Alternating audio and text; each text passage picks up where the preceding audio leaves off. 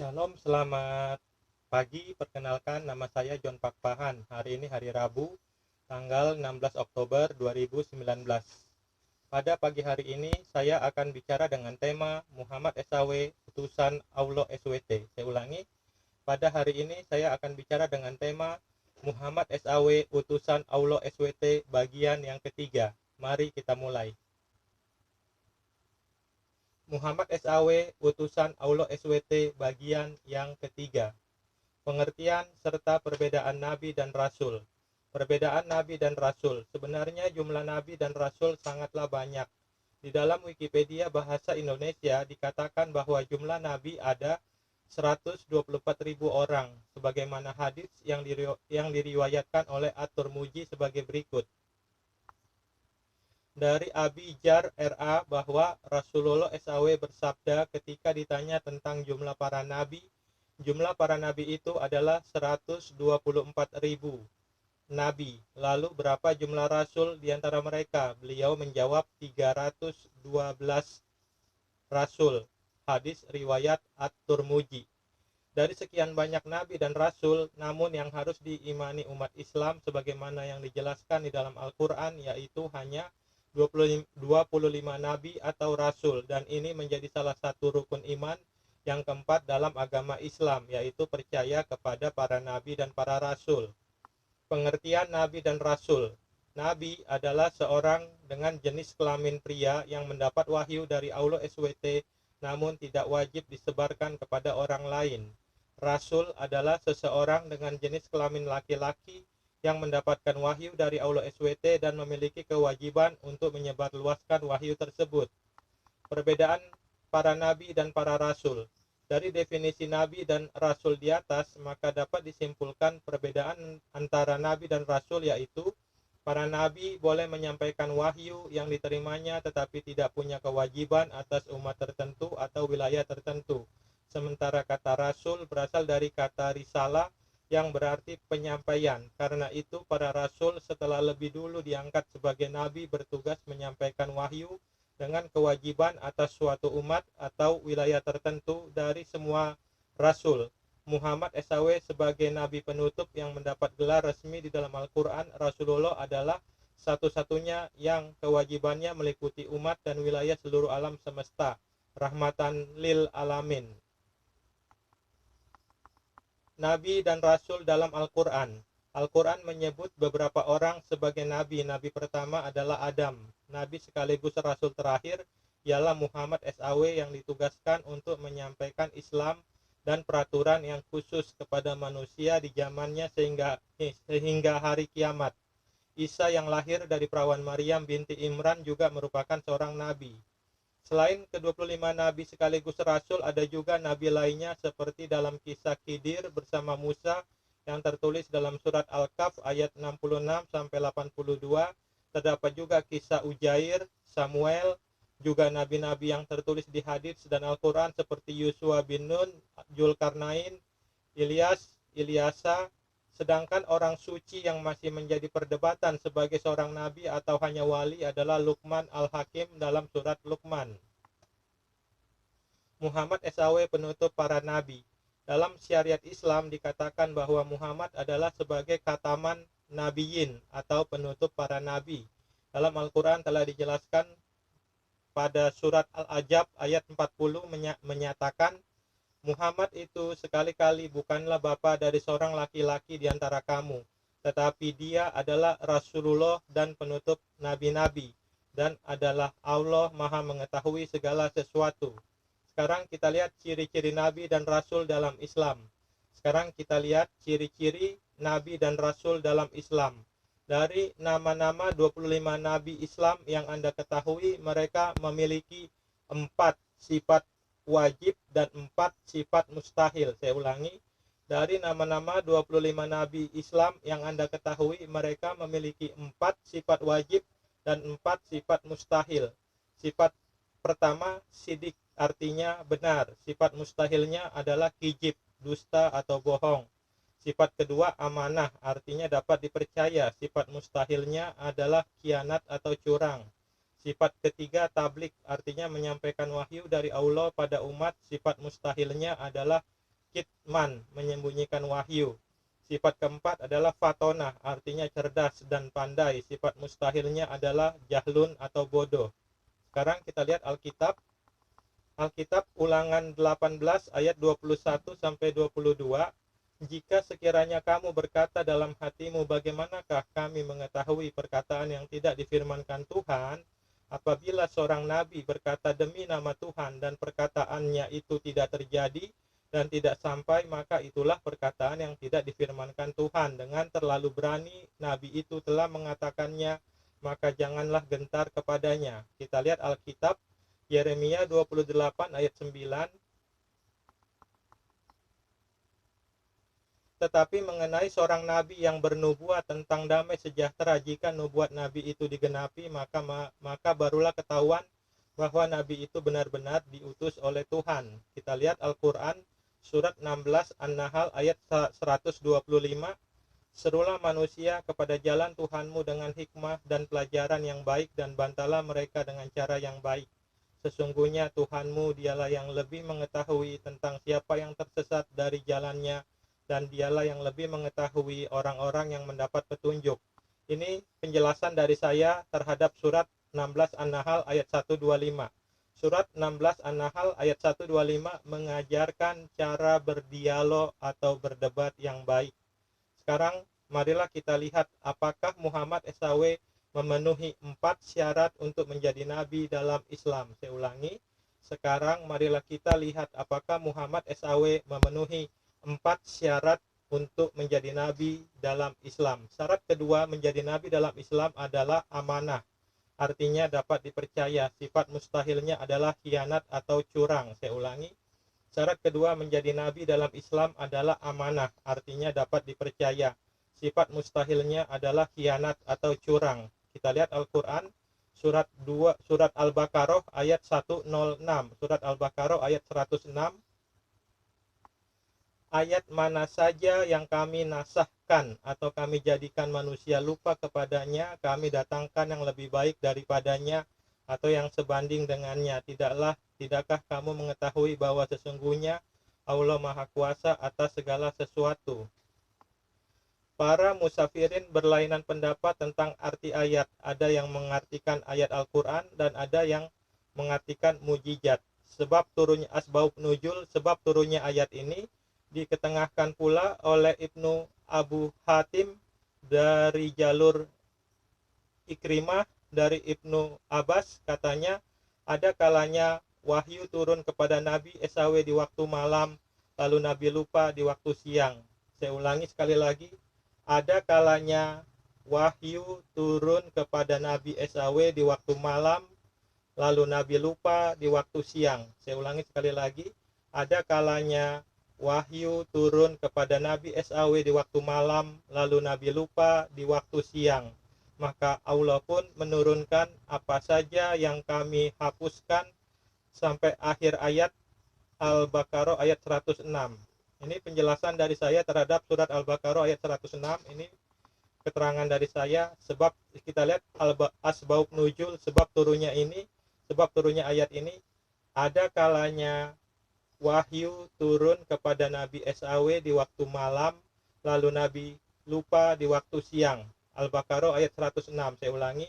Ada kalanya wahyu turun kepada Nabi SAW di waktu malam, lalu Nabi lupa di waktu siang. Al-Baqarah ayat 106.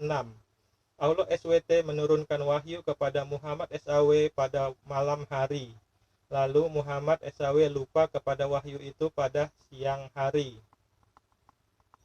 Ini menjadi bukti nyata bahwa Muhammad SAW tidak amanah atau tidak bertanggung jawab terhadap wahyu yang diberikan Allah SWT kepadanya. Saya ulangi sekali lagi.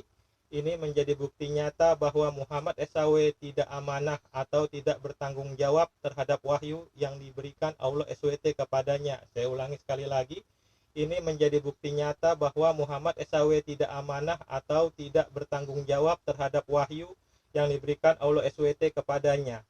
Adakah di antara 25 nabi dan rasul yang diakui Islam pernah melakukan perbuatan yang dilakukan Muhammad SAW tidak amanah terhadap wahyu yang diberikan Allah SWT?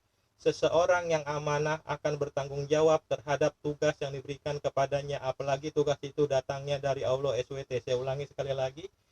Seseorang yang amanah akan bertanggung jawab terhadap tugas yang diberikan kepadanya, apalagi tugas itu datangnya dari Allah SWT. Saya ulangi sekali lagi. Seseorang yang amanah akan bertanggung jawab terhadap tugas yang diberikan kepadanya, apalagi tugas itu datangnya dari Allah SWT. Jadi, Muhammad SAW tidak memenuhi syarat amanah untuk menjadi seorang nabi yang diutus oleh Allah, dan terbukti Muhammad SAW memiliki sifat berkhianat. Saya ulangi sekali lagi. Jadi Muhammad SAW tidak memenuhi syarat amanah untuk menjadi seorang nabi yang diutus oleh Allah, dan terbukti Muhammad SAW memiliki sifat berkhianat. Saya ulangi sekali lagi. Jadi Muhammad SAW tidak memenuhi syarat amanah untuk menjadi seorang nabi yang diutus oleh Allah, dan terbukti Muhammad SAW memiliki sifat berkhianat. Sekarang kita lihat cerita tentang Maria Al-Qibtiyah, Maria dari Koptik, Maria budak seks Rasul yang suci. Berikut ini adalah skandal cinta Muhammad dengan Maria orang Koptik yang merupakan salah seorang budak dari istri-istri Nabi Muhammad, tidur dengannya tanpa ada upacara apapun, sehingga menyebabkan kegaduhan di antara istri-istrinya dan harus diatasi lewat intervensi ilahi. Kisah ini dicatat dalam sebuah hadis otentik dan dilaporkan oleh Umar. Hadis ini menjelaskan alasan turunnya wahyu dalam Quran surat 66 ayat 4. Jika kamu berdua bertaubat kepada Allah, maka sesungguhnya hati kamu berdua telah condong untuk menerima kebaikan, dan jika kamu berdua bantu-membantu menyusahkan Nabi, maka sesungguhnya Allah adalah pelindungnya, dan begitu pula Jibril dan orang-orang mukmin yang baik, dan selain dari itu malaikat-malaikat adalah penolong pula. Umar menjelaskan bahwa kedua wanita ini adalah Hafsah dan Aisyah yang menjadi tidak hormat kepada Nabi, sehingga Nabi merasa sedih dan berpikir untuk menceraikan semua istri-istrinya. Inilah kisah selengkapnya. Pengkhianatan Muhammad SAW terhadap istrinya Hafsah. Pengkhianatan Muhammad SAW terhadap istrinya Hafsah. Hafsah melihat Maria Al-Qibtiyah datang menemui Muhammad SAW dalam suatu urusan. Maria berada jauh dari masjid dan Muhammad SAW menyuruhnya masuk ke dalam rumah Hafsah, yang ketika itu sedang pergi ke rumah ayahnya. Setelah Hafsah pulang dari rumah ayahnya, ia melihat tabir kamar tidurnya tertutup, sementara Muhammad SAW dan Maria Al-Qibtiyah berada di dalamnya. Melihat kejadian itu, amarah Hafsah meledak. Hafsah menangis penuh amarah. Muhammad SAW berusaha membujuk dan meredakan amarah Hafsah. Bahkan beliau bersumpah mengharamkan Maria baginya kalau Maria tidak meminta maaf pada Hafsah, dan Muhammad SAW meminta agar Hafsah merahasiakan kejadian tersebut. Muhammad SAW tidak dapat dipercaya. Ia mengkhianati istrinya Hafsah dengan tidur bersama Maria Al-Qibtiyah di tempat tidur Hafsah, dan Muhammad SAW tidak meminta maaf kepada istrinya Hafsah atas kesalahan yang dilakukannya, tetapi menyuruh Maria Al-Qibtiyah meminta maaf kepada Hafsah. Jadi Muhammad SAW tidak memenuhi syarat amanah untuk menjadi seorang nabi yang diutus oleh Allah, dan terbukti Muhammad SAW memiliki sifat berkhianat. Saya ulangi sekali lagi. Jadi Muhammad SAW tidak memenuhi syarat amanah untuk menjadi seorang nabi yang diutus oleh Allah, dan terbukti Muhammad SAW memiliki sifat berkhianat. Saya ulangi sekali lagi. Jadi Muhammad SAW tidak memenuhi syarat amanah untuk menjadi seorang nabi yang diutus oleh Allah, dan terbukti Muhammad SAW memiliki sifat berkhianat. Kita lihat kitab Zakat hadis ke-30 dari Abu Hurairah radhiyallahu anhu bahwa Nabi Shallallahu alaihi wasallam bersabda, 7 macam orang yang akan dilindungi Allah pada hari yang tidak ada lindungan kecuali lindungannya. Kemudian ia menyebutkan hadis, di dalamnya disebutkan orang yang bersedekah dengan sedekah yang ia tutupi sehingga tangannya yang kiri tidak mengetahui apa yang dikeluarkan oleh tangan kanannya. Muttafaq alaihi. Ini penjelasan saya terhadap kitab Zakat hadis ke-30. Nabi, ini kutipan ayatnya dari hadis ke-30 kitab Zakat. Nabi Shallallahu alaihi wasallam bersabda, 7 macam orang yang akan dilindungi Allah pada hari yang tidak ada lindungan kecuali lindungannya. Titik, titik, titik. Apakah jenis 7 macam orang yang dilindungi oleh Allah SWT itu? Ada bagian yang hilang dari hadits ini, sehingga setelah kata lindungi diberi tanda titik, titik, titik. Saya ulangi sekali lagi. Ada bagian yang hilang dari hadits ini, sehingga setelah kata lindungannya diberi tanda titik, titik, titik, karena masih ada sambungannya yang hilang, sehingga hadits ini tidak dapat menyebutkan 7 macam orang yang dilindungi Allah itu. Hal ini menunjukkan kepada saya bahwa Muhammad SAW sangat bodoh sekali dan tidak amanah dalam menerima wahyu Allah SWT, sehingga Muhammad SAW tidak dapat menyampaikan semua wahyu Allah SWT kepada umatnya. Jadi Muhammad SAW terbukti tidak memenuhi syarat untuk menjadi seorang Nabi Allah, karena terbukti Muhammad SAW tidak amanah dalam menerima dan menyampaikan wahyu Allah SWT kepada umatnya. Sebagai contoh perbandingan, hadits ke-48 dari Qabisah Ibnu Muqarrik al-Hilali radhiyallahu anhu bahwa Rasulullah SAW bersabda, sesungguhnya meminta-minta tidak dihalalkan kecuali bagi salah seorang di antara 3 macam, yaitu orang yang menanggung hutang orang lain. Ia boleh meminta-minta sampai ia melunasinya, kemudian ia berhenti.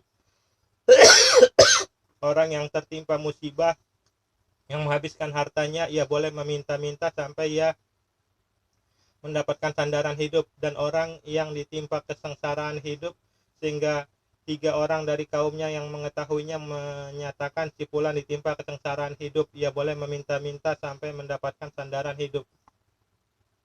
Meminta-minta selain 3 hal itu, wahai Qabiso, adalah haram, dan orang yang memakannya adalah memakan yang haram. Riwayat Muslim, Abu Daud, Ibnu Kujaimah, dan Ibnu Hitam. Ini adalah bukti bahwa Muhammad SAW tidak amanah dalam menyampaikan wahyu. Jadi Muhammad SAW tidak memenuhi syarat amanah untuk menjadi seorang nabi yang diutus oleh Allah, dan terbukti Muhammad SAW memiliki sifat berkhianat. Syarat kedua menjadi nabi dan rasul di dalam Islam itu adalah amanah, artinya dapat dipercaya. Sifat mustahilnya adalah khianat atau curang. Muhammad SAW tidak lolos syarat kedua menjadi nabi dalam Islam. Terima kasih. Shalom. Tuhan Yesus Kristus memberkati.